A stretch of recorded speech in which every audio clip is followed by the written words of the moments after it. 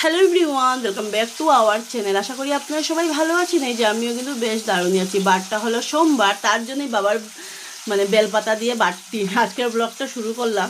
আশা করি আজকের ব্লগটা আপনাদের খুব ভালোই লাগবে। এই যে এখন গাছ থেকে পারছি বেলপাতা, আর আজকে হলো কালী পুজো। হ্যাপি দিওয়ালি। দিওয়ালি অনেক অনেক শুভেচ্ছা ডালিয়া হ্যাপি লেজের তরফ থেকে আমার পরিবারকে। তো এই যে ঠাকুরের পুজো দিয়ে নিয়ে আসছি আর কি, দুটো বেলপাতা নিয়ে আসলাম।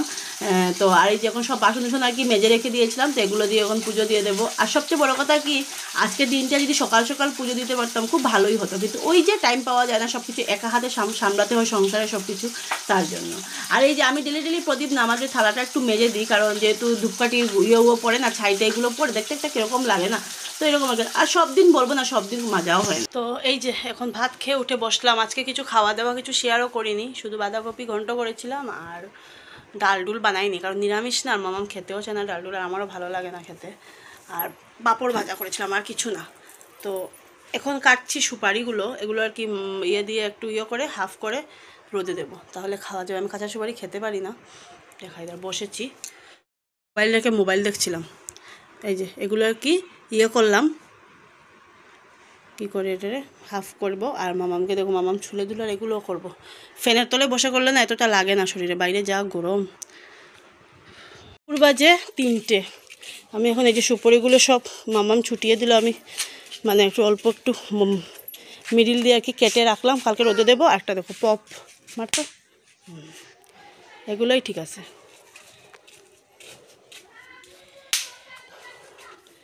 ফেলে দেবো এই সাইডে, এগুলো জ্বালাতে নেই।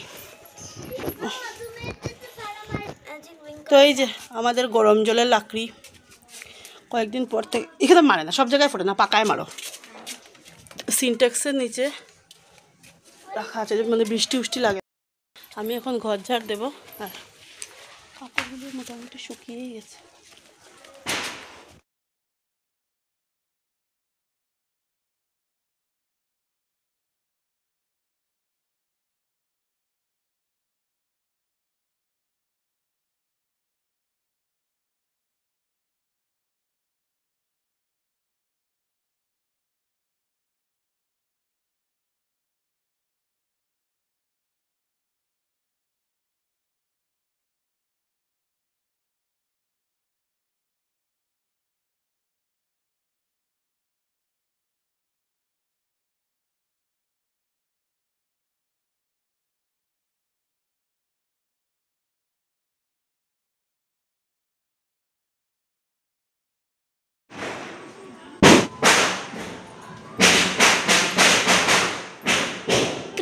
জল ও ওয়েট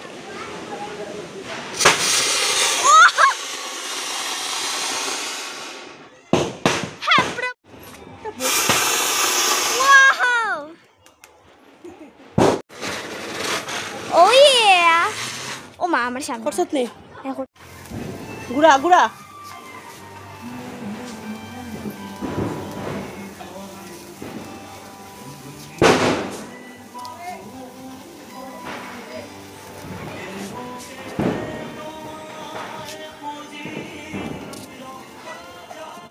যে আমরা একটু ঘুরতে বেরিয়েছি, এখন বাজে 8টা বাজার 15 মিনিট। ওই আমাদের এখানে আর কি 2-3টে পুজো দেখবো, যেখানে দুর্গা পুজো হয় সেখানে তো কালী পুজো হয়েছে।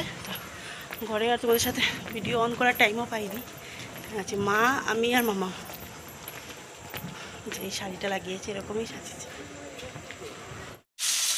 তো মার মেয়েকে নিয়ে বেরোলাম আর কি ইয়ে দেখতে, পুজো দেখতে। আর পুজোটা, কালী পুজোটা কি বলো তো, কালী পুজোটা না আমাদের এদিকে এতটা বেশি আর কি তামঝাম হয় না, যা হয় আর কি, হয় না যে বলবো না, কিন্তু দুর্গাপূজার সময় যেহেতু যেটা থাকে, কারণ আমাদের এই তারাপুর এরিয়াতে দুর্গাপূজাটা বেশি হয়, আর কালী পূজাটা একটু হয় ছোট মোটামুটি আর কি। তোমার লাইট উঠ তো লাগিয়েছে, কিন্তু লোকজন অতটা ভিড়ভাড়টা হয় না, ওইদিকে বেশি ভিড়ভাড়টা হয় সেন্ট্রাল রোড। দেন যারা যারা আমার শিলচর থেকে যারা আমার ভিডিও দেখছো তারা আশা করি বুঝবে, জানিগঞ্জ, তারপরে শ্মশান রোড, ওগুলো সাইডে বেশি হয়। এদিকেও হয় কিন্তু এতটা লাইট উঠ লাগিয়ে চাই বেশি বাড়ির আর কি।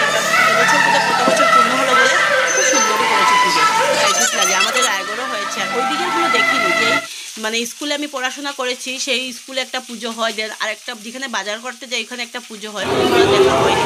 ভাবছি আজকে ওগুলো দেখা তোমাদের সাথে শেয়ার করবো। তো এই যে বাড়ি থেকে বেরোচ্ছি, সামনে আরেকটা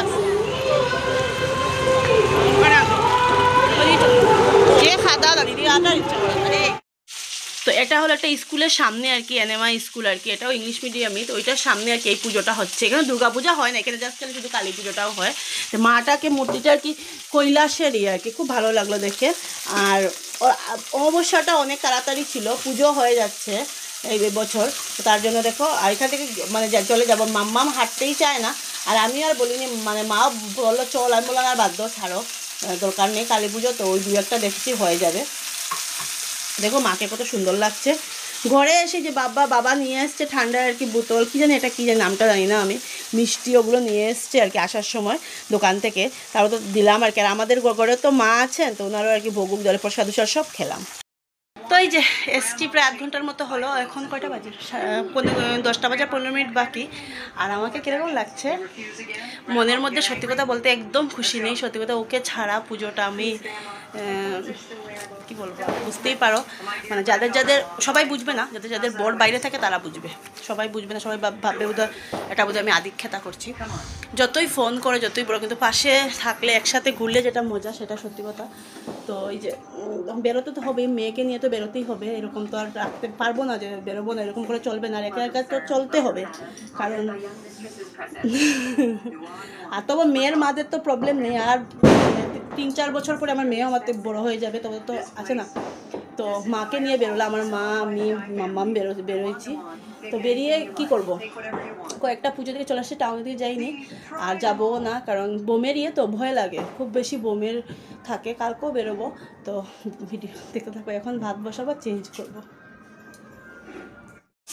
কি খাইছো? হ্যাঁ মিষ্টি। কয়টা বাজে এখন? হ্যাঁ আমার দিদা, মা, বাবা এদেরকে নিয়ে পারি না। রাত্রি বাজে এখন 11টা বাজার 5 মিনিট বাকি। এখন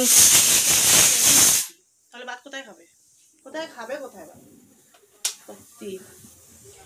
আর যেহেতু আমাদের ঘরেও মা আছেন, মা কালী, তো ওনাকে পূজা দেওয়া হয়েছে, তো মিষ্টি দিয়েই হয়েছে আমাদের। তো উনি তো আমাদের গৃহদেবতা বলতে পারো, এটা না, মানে আমার মানে দিদার আর কি, দিদার যখন কলকাতা থেকে এসছে নিয়ে এসছে, ওনাকে এখন পুজো দেওয়া হয়েছে। আর কালকে আমি দেখাবো, ওনার বলে নতুন মালাও দিয়ে আনা হয়েছে, আমি দেখিনি।